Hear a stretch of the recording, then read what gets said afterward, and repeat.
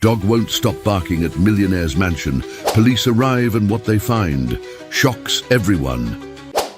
Sarah Collins jolted awake at 3:47 a.m. to her phone's harsh ring. Max's ears perked up instantly, his dark silhouette alert in the pre-dawn darkness. The Belgian Malinois padded across the bedroom floor as she answered the call. Something in dispatcher's voice made her blood run cold. Timothy Chen, senior auditor at Bank of America, had vanished 12 hours ago after scheduling an urgent meeting with the FBI. Package marked urgent at the scene, dispatch said. They're requesting K9 units specifically. Word is, Chen was investigating something big. Sarah was already pulling on her tactical gear, while Max watched with intelligent eyes, his posture shifting from relaxed to professional the moment she reached for his tactical harness. 6 years of partnership had forged a connection deeper than words. 20 minutes later, Sarah pulled up to Chen's midtown apartment complex. Crime scene techs had already cordoned off the area, their camera flashes punctuating the night like silent lightning. The air was thick with tension. Even the usual chatter among officers was subdued. The moment they entered Chen's apartment, Max's behavior changed. The Belgian Malinois moved with deliberate precision, his tactical harness catching the gleam of police lights as he methodically worked the space. His training kicked in automatically, checking corners, following scent patterns, analyzing the environment. Chen's laptop sat open on his desk, screen cracked and keyboard spattered with blood. Not enough for a fatal wound, Sarah noted, but enough to suggest violence. A half-empty coffee cup had left a ring on a stack of financial documents. The ceiling fan spun lazily overhead, stirring papers marked with complex numerical sequences. Initial sweep suggests no signs of forced entry, Detective Rodriguez reported. Security cameras went dark for exactly 17 minutes around the time of his disappearance. Professional job. Building's backup systems were disabled too. Sarah examined the scattered papers while Max continued his search. Bank statements, corporate filings, property records, all seemingly normal documents, but something had made Chen nervous enough to contact the FBI. Her eyes caught a recurring name, Henderson Holdings, LLC. Max suddenly froze, his attention locked on the air conditioning vent. Following his lead, she approached the vent, noticing a partially burned piece of paper caught in the grate. Using tweezers, she carefully extracted the fragment. Most of it was ash, but one corner remained intact, revealing a set of coordinates. "Buckhead," she muttered, plugging the numbers into her phone. "Henderson Estate." Rodriguez whistled low. "James Henderson, the real estate mogul. More like Atlanta's untouchable," Sarah replied, remembering the whispers about Henderson's connections to organized crime. No evidence ever stuck. Witnesses disappeared, evidence vanished, cases fell apart. Max's whine drew her attention to Chen's bedroom, where he'd found a hidden panel behind the hanging clothes. Inside was a single USB drive and a handwritten note. Insurance policy. If you're reading this, I'm probably dead. Don't trust anyone, especially not those who claim to be on the right side of the law. The drive was encrypted, but the FBI tech managed to access one file, a video recording of Chen himself, dated the previous day. The man looked exhausted, his eyes darting nervously off camera every few seconds.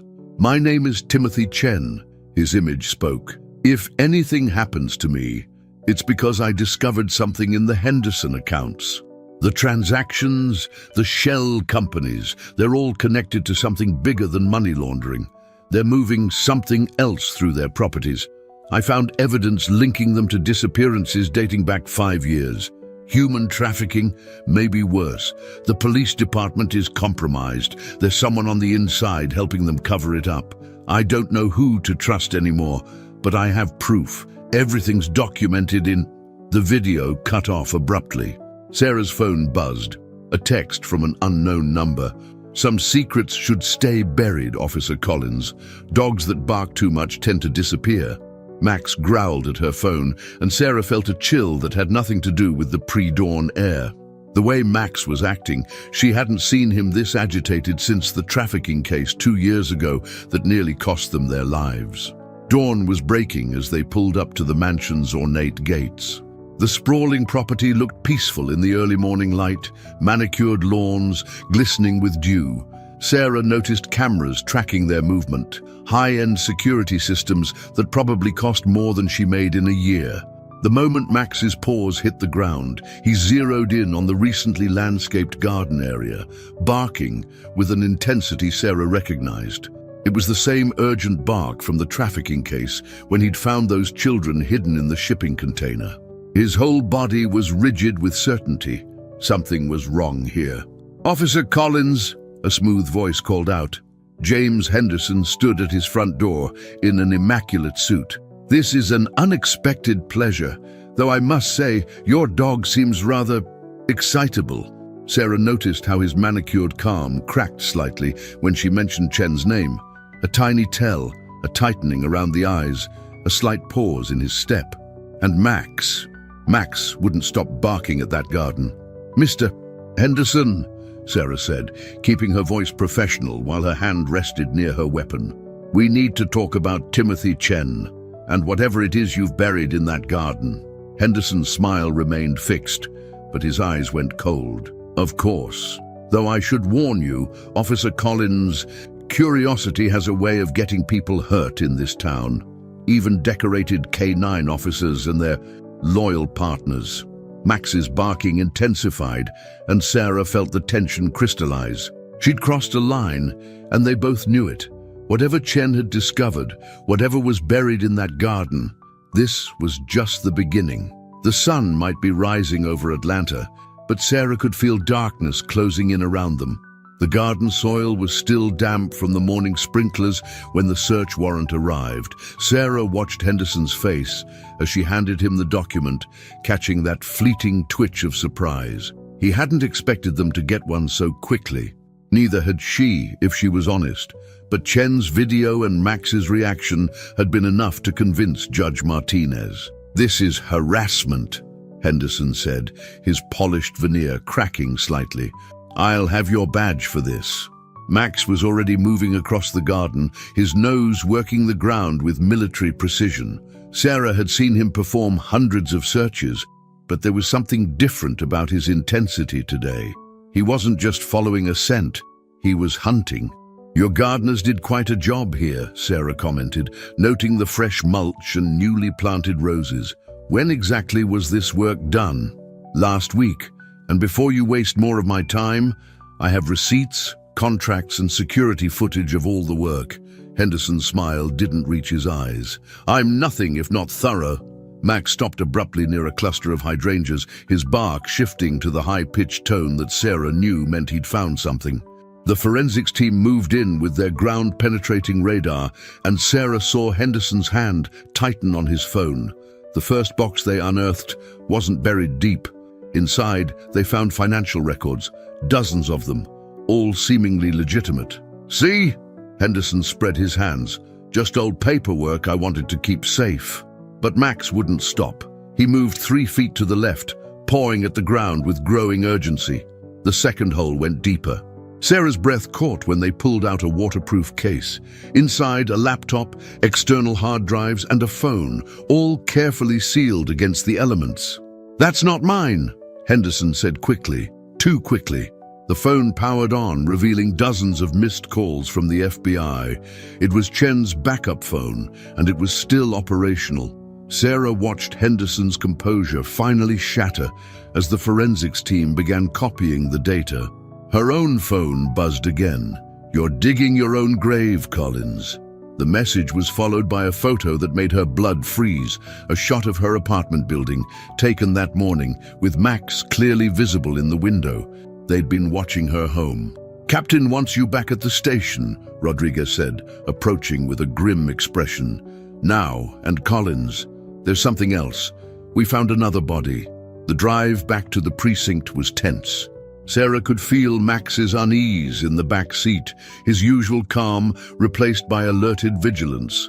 She took a different route, watching for tails, her mind racing through the implications of the morning's discoveries. The station was unusually quiet when they arrived. Officers who normally greeted them turned away. Something was wrong. She could feel it in the air, see it in their faces. Max sensed it too, staying closer to her side than usual. Captain Rivera was waiting in his office, along with two men in suits she didn't recognize. "Close the door, Collins." She did, noting how Max positioned himself between her and the strangers. Smart dog. "Meet Agents Taylor and Webb, FBI." Rivera didn't look happy. "They're here about Chen and about Marcus Foster." Sarah felt her stomach drop. Marcus Foster, the accountant who had committed suicide 6 months ago.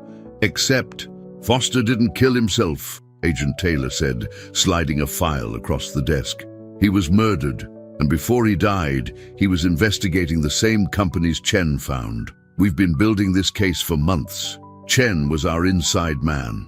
And now Chen's missing too," Webb added. "But he was smart. He left breadcrumbs. That's why he wanted a K9 unit if anything happened to him. Dogs can find what humans hide, and they can't be bought." Sarah thought about the garden, about Max's certainty. "Chen's not just missing, is he? He's dead. Body was found an hour ago in a dumpster behind Henderson's downtown office building. Professional hit, made to look like a robbery." Taylor's expression was grim. "But here's where it gets complicated. The security footage shows someone using a police override code to access the building. The implications hung heavy in the air. Someone in the department was involved, someone with authority. "We need you and Max to do what Chen asked," Webb said, "but unofficially. As of now, you're both suspended pending an internal investigation into harassment charges filed by Henderson." "Suspension is for your protection," Rivera added quickly. "Make it look real. Meanwhile, you'll be working with the FBI. But Collins, watch your back. If they got to Chen, they'll come for us next," Sarah finished. She felt Max press against her leg, solid and reassuring. "What do you need us to do?" Taylor opened a laptop, showing a map of Atlanta with several properties highlighted. "Henderson's real estate empire. Somewhere in these buildings, he's hiding whatever Chen found, something worth killing for. We need you and Max to find it. But if you do this," Webb warned, "there's no going back. Henderson has judges, cops, and politicians in his pocket. One wrong move." Sarah looked down at Max, seeing the same determination in his eyes that she felt. "When do we start?" "Tonight. We have a contact, someone else who's been tracking Henderson's operation. They'll meet you at midnight, Crawford Street Bridge." Taylor hesitated. "Just be careful. The last person who arranged to meet this contact never made it home." Sarah's phone buzzed one more time as they left the station. A new message, same unknown number. "Suspended already? Smart move. A dead cop's better than a disgraced one. Sleep tight, Officer Collins. You and your dog might want to check your brake lines in the morning." Max growled softly, and Sarah scratched behind his ears. "Yeah, boy. I don't like them either." She started the car, watching the sunset behind Atlanta's skyline. "But tonight, we hunt." The Crawford Street Bridge loomed ahead, its shadows dancing in the midnight fog rolling off the Chattahoochee River. Sarah killed the engine 2 blocks away, years of experience teaching her never to approach a meeting point directly. Max's ears twitched at every sound, his training warring with memories that made this place significant for both of them. "Remember that night, boy?" Sarah whispered, checking her backup weapon. 5 years ago, this same bridge had been their first case together. Back then, Max had been the rookie K9 nobody wanted. Too intense, too aggressive, they said. And she had been the officer still haunted by her previous partner's death. The case had started similarly. Missing people, wealthy suspects, evidence that kept disappearing. Her partner David Chen, no relation to Timothy, had been getting close to something big. Then one night, he went to meet a confidential informant and never came back. They found his body 3 days later, ruled it a mugging gone wrong. Sarah knew better, but couldn't prove it. Max's low growl snapped her back to the present. A figure emerged from the fog, female, medium build, moving with the careful precision of someone used to looking over their shoulder. "Password," Sarah called out softly. "The devil's in the details," the woman answered, stepping into the dim light. I'm Amanda Foster. Marcus was my husband. Sarah felt her muscles tense. Marcus Foster, the suicide victim who'd been investigating Henderson. She could see the grief etched into Amanda's face, along with something harder, determination. Marcus knew what he was getting into, Amanda continued, pulling out a USB drive. He left this for me, encoded with a key only I would know. Our wedding song. Her laugh was bitter. Said if anything happened to him, I should wait 6 months, then find someone who couldn't be bought. When I saw your dog at Henderson's estate on the news today, I knew it was time. Max's posture changed suddenly. Sarah recognized the alert. Someone else was nearby. The sound of footsteps on metal confirmed it. Amanda's eyes widened in fear. Run! Sarah grabbed Amanda's arm as the first shots rang out. They dove behind a concrete barrier, Max positioning himself in front of them, his growl turning menacing. 2 shadows detached themselves from the darkness, weapons raised. Sarah recognized the stance. Professional hitmen, not common thugs. Max launched himself at the nearest one without waiting for a command, his training taking over.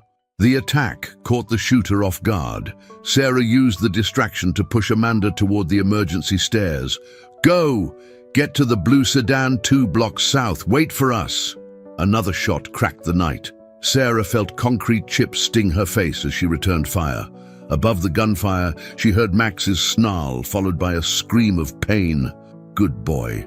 5 years ago, she'd lost her partner on this bridge because she hadn't been prepared. Not this time. Sarah activated the small camera on her vest. Standard procedure after David's death. Everything was being recorded and uploaded in real time. The second shooter tried to flank her position. Amateur move. Sarah had spent countless hours training with Max for exactly these scenarios. She didn't need to see him to know where he'd be. Max, take! The command was barely a whisper, but Max heard. He released his first target and circled behind the second shooter with practiced efficiency.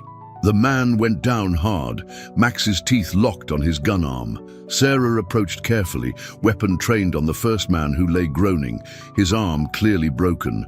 Both attackers wore expensive suits and tactical gear underneath, professional hitters, just as she'd thought. Who sent you? She demanded. The conscious one just smiled through bloody teeth. You should have stayed suspended, Officer Collins. Some cases aren't meant to be solved. Max's bark warned her of approaching vehicles. Police sirens in the distance. Too many. Too fast to be a coincidence. Someone had been tipped off. Max, come! They ran through the fog, taking the route they'd scouted earlier. Behind them, she heard the hitman laughing. Amanda was waiting in the car, clutching the USB drive like a lifeline. They were police, weren't they? The ones who shot at us? Private contractors, Sarah corrected, catching her breath as Max jumped into the back seat. But someone in the department told them where to find us. She pulled out a secure phone the FBI had provided. Agent Taylor, we need a safe house and a computer. An hour later, they sat in a motel room on the outskirts of town, while Amanda's USB drive revealed its secrets. Marcus Foster had been thorough, property records, bank transfers, shipping manifests, all pointing to a massive operation using Henderson's real estate empire as cover. Human trafficking, Amanda said quietly. But not just any targets. They're focusing on people who won't be missed. Immigrants, runaways, people with no connections. Marcus found a pattern in the disappearances, all centered around Henderson's properties. Sarah studied the dates, a cold realization dawning. These go back 5 years. She looked at Max, remembering that first case, the partner she'd lost. David wasn't investigating a drug ring that night. He'd found this. The pieces were falling into place. David's death, Marcus Foster's suicide, Chen's murder, they were all connected to Henderson's operation. And now Sarah had proof. Her phone buzzed with a message from Taylor. Station computers compromised. Internal affairs investigator found dead in his car. Watch your backs. Max moved to the window, his posture alert but not alarmed. He'd been different since the bridge, more focused, like he too remembered what they'd lost there 5 years ago. Sarah scratched his ears, feeling the familiar roughness of his tactical vest. "We'll get them this time, boy.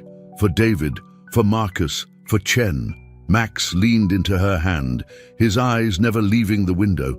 Outside, Atlanta's lights glittered like false promises in the night, hiding shadows that had just become a lot more dangerous. Sarah's burner phone rang at exactly 2 a.m. "Officer Collins." Henderson's voice was smooth as aged whiskey. "I trust you're enjoying your suspension?" Max raised his head from his watchful position by the window, muscles tensing. Amanda Foster had finally fallen asleep on the second bed, the USB drive clutched tight in her hand. "What do you want, Henderson?" "To make a deal, one that could benefit us both." A pause. "I have Timothy Chen. He's alive, for now. Bring me everything you've collected on my operation, including Foster's drive, and he walks free. You get a live witness, and I get my property back. Everyone wins." Sarah's mind raced. Chen was supposed to be dead. They'd found a body. Unless... "Prove he's alive. Check your phone." A video appeared. Chen, battered but breathing, holding today's newspaper. His left eye was swollen shut, dried blood caking his shirt. Max moved closer to Sarah, his warmth steady against her leg as she processed the implications. "You have 4 hours," Henderson continued. "Come alone. Well, you can bring your dog. I know you two are inseparable. The old Pullman yard. And Sarah, no FBI. I'll know if you tell them. I always know. Just ask your former partner, David." The line went dead. Sarah looked at Max, seeing her own conflict reflected in his dark eyes. A living witness could break the case wide open, but Henderson had to know they'd never stop investigating, which meant her secure FBI phone buzzed. Facial recognition confirmed. Body found wasn't Chen. Dental records were falsified. "Watch yourself, Collins. Henderson's playing games." "They found Chen's real body somewhere else, didn't they?" Amanda's voice made Sarah turn. She hadn't been asleep after all. "That video's probably old, filmed right after they grabbed him. Henderson's trying to trap you."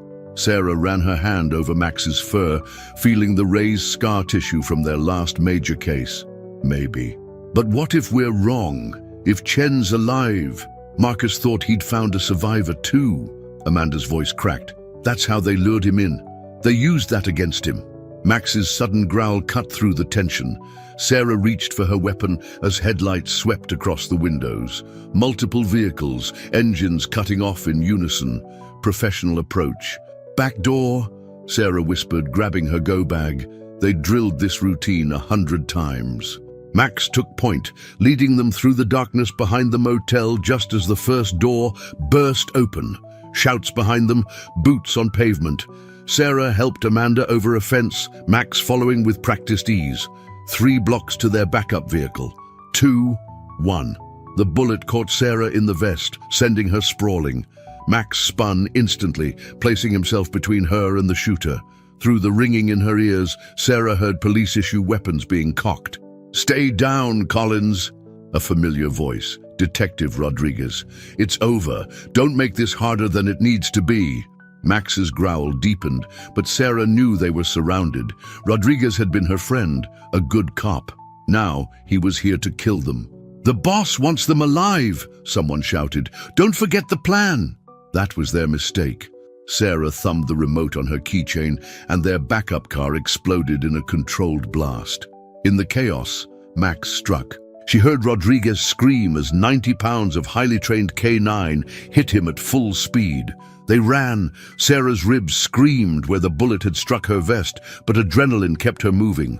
Amanda matched her pace, the USB drive still secure.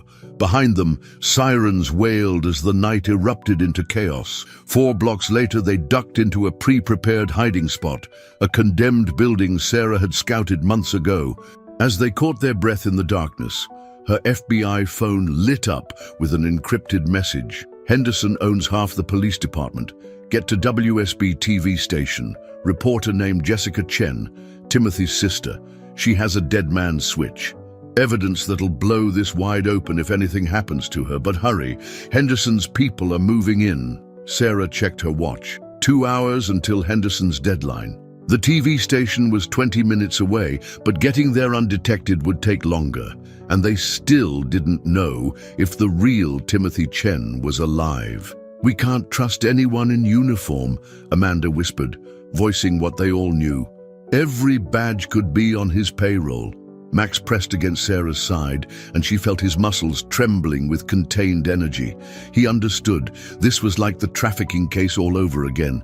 Time running out. Lives in the balance. No way to tell friend from foe. Sarah's vest radio crackled. "All units, suspicious activity reported at WSB-TV. Possible terrorist threat. SWAT team en route. All officers maintain radio silence." Henderson was making his move. If they didn't reach Jessica Chen first, any chance of exposing the truth would die with her. But it had to be a trap. Henderson would expect them to try saving her. "You thinking what I'm thinking, boy?" Sarah asked softly, checking her ammunition. Max's ears perked up. She saw the same determination in his stance that she felt.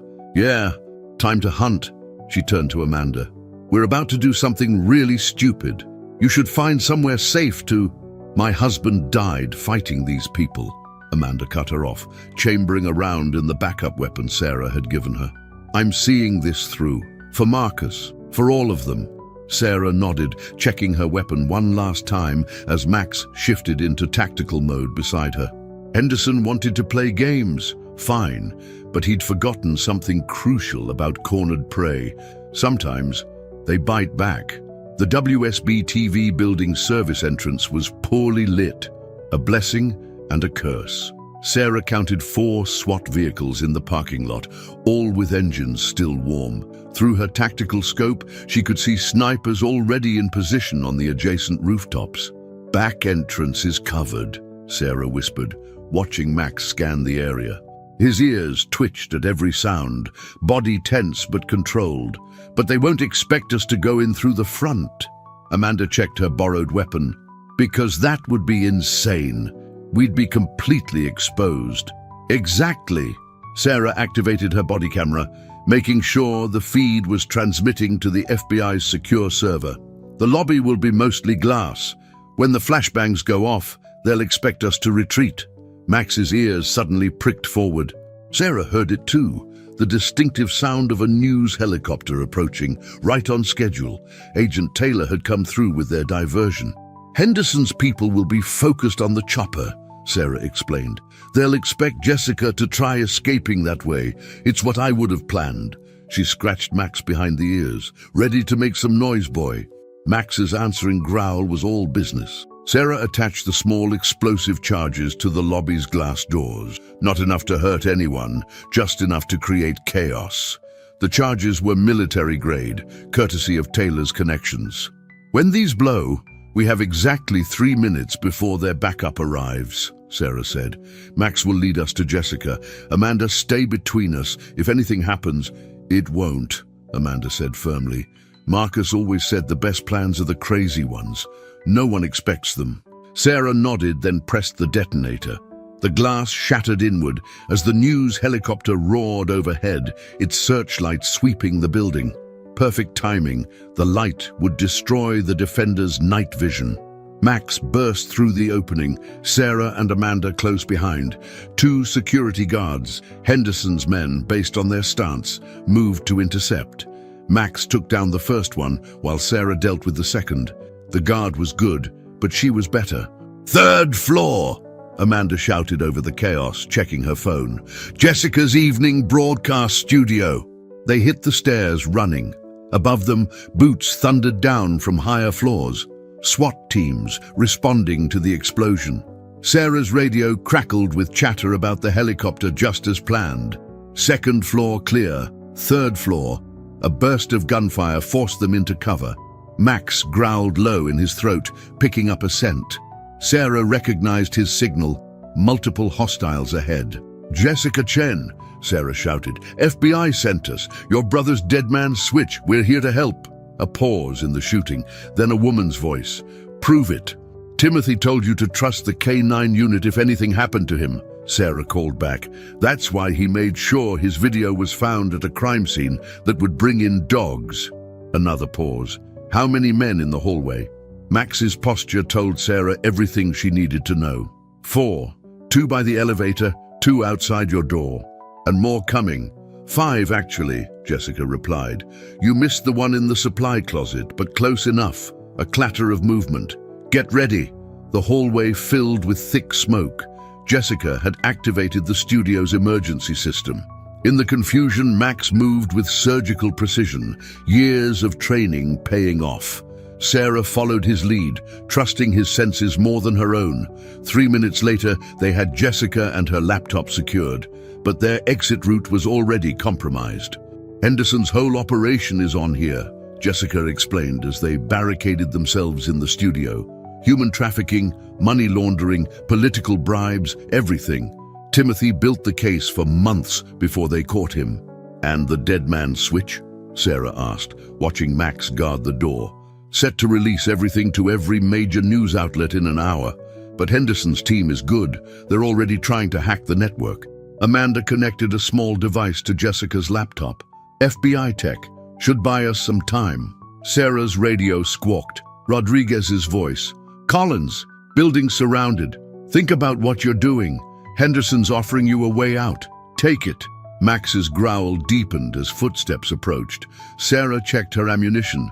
Not enough for a prolonged fight. The basement, Jessica said suddenly. Timothy told me about tunnels under the building. They were used during the civil rights movement to smuggle journalists past police blockades. Henderson will know about them, Sarah warned. Yes, but he doesn't know about the secondary tunnels, the ones that connect to the old railway station. Jessica smiled grimly. Timothy mapped the whole network while investigating Henderson's properties. He realized they were using the old tunnels for their trafficking operation. The complete layout is on my laptop. Sarah looked at Max, saw him testing the air. He could lead them through the tunnels, just like they'd trained for underground searches. But the moment they moved, Henderson's people would know. Her phone buzzed one last time. Your choice, Officer Collins. Save yourself or die a hero. You have 3 minutes before my men breach that door. Sarah thought about David, about Marcus Foster, about Timothy Chen, about all the victims in Henderson's trafficking operation. Heroes died, but sometimes they took the bad guys with them. Max, find us a way out. Sarah turned to Jessica and Amanda.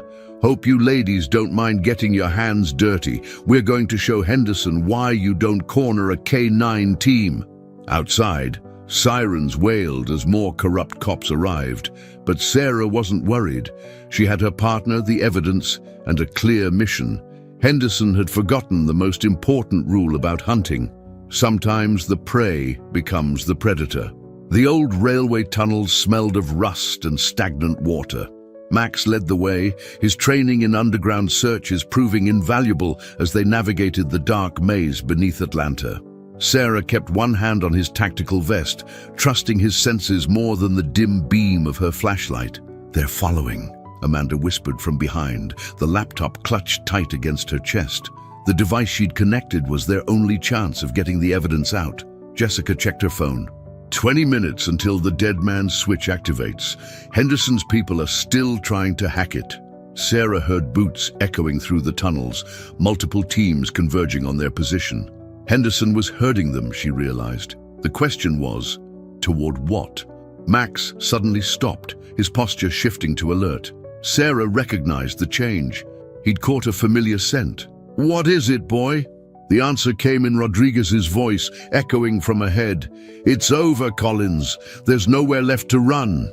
Sarah clicked off her flashlight, letting her eyes adjust to the darkness. Years of training with Max had taught her to trust more than just vision.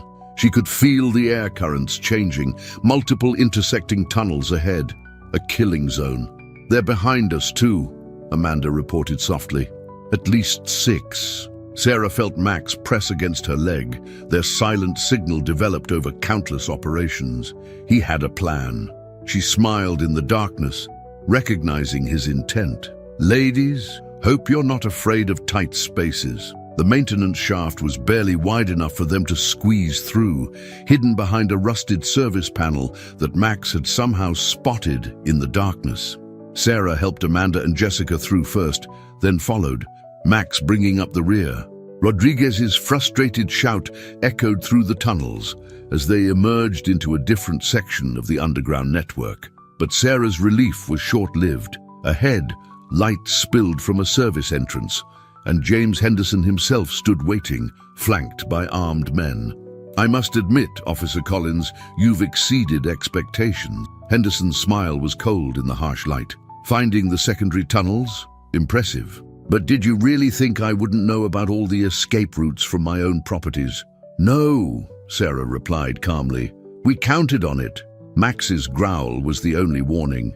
The explosion rocked the tunnel, not from Sarah's team, but from behind Henderson. FBI tactical teams poured in through the breach, led by Agent Taylor. "The thing about escape routes," Sarah continued as Henderson's men dropped their weapons, "is that they work both ways. And Max here is excellent at laying scent trails for other K9 units to follow." Henderson's composure finally cracked. "You think this changes anything? I own half this city." "Not anymore." Jessica held up her phone triumphantly. "Dead Man's Switch just activated. Every major news outlet in the country is receiving the evidence right now. Timothy's last gift to you." Sarah watched the color drain from Henderson's face as Agent Taylor took him into custody.